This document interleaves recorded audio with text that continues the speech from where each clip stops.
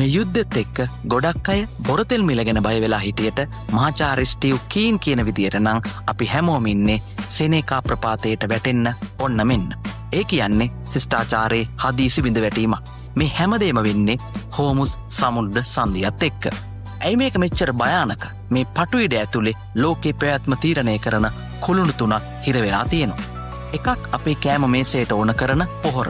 දෙවෙනි එක අපේ තාක්ෂණයට ඕන කරන හීලියම්. තුන්වෙනි එක මුළු ලෝකෙම සල්ලි තීරණය කරන බල ශක්තිය. ලෝකයේ නයිට්‍රජන් පොහොර නිෂ්පාදනය කරන්න ප්‍රධාන වශයෙන්ම ඕන කරන්නේ ස්වාභාවික වායුව. මේ ස්වාභාවික වායුවෙන් ලබා ගන්න හයිඩ්‍රජන් වාතයේ තියෙන නයිට්‍රජන් එක්ක මිශ්‍ර කරලයි ඇමෝනියා හදන්නේ. මෙම ක්‍රියාවලියෙන් හදන ප්‍රධානම පොහොර වර්ගය යූරියා. ලෝකේ යූරියා නිෂ්පාදනයේ බලවතුන් වෙන්නේ රුසියාව, චීනය, කටාර්, සෞදි අරාබිය, එක්සත් අරාබි එමිරාත් රාජ්‍ය වැනි රටවල්. ලෝකේ පොහොර අවශ්‍යතාවයෙන් 30%ක් වෙන්නේ හෝමුස් හරහා. මේ සප්ලයි එක නතර වුණොත් ලෝකේ බිලියන 8ක ජනගහනය බිලියන 2 දක්වා අඩු වෙන්න පුළුවන්. ඒ කියන්නේ ජනගහනයෙන් 75%කට ලොකු ප්‍රශ්නයක්. ඊළඟට හීලියම්. හීලියම් නැතුව එක මයික්‍රොචිප් එකක්වත් හදන්න බෑ. ඒ කියන්නේ මුළු ලෝකෙම ඉලෙක්ට්‍රොනික නිෂ්පාදන පද්ධතියම අඩපණ වීමක්. ඒ වගේම හීලියම් නැති වුණොත් නූතන වෛද්‍ය විද්‍යාවත් අභ්‍යවකාශ තාක්ෂණයත් දශක ගානකින් ආපස්සට යන්න වෙනවා. ලෝකේ සල්ලි තීරණය කරන්නේ බල ශක්තිය. ලෝකේ ප්‍රධානම සංචිත මුදල් ඒකකය ඇමරිකන් ඩොලර් එකේ ශක්තිය තියෙන්නේ පෙට්‍රෝ ඩොලර් එක උඩ.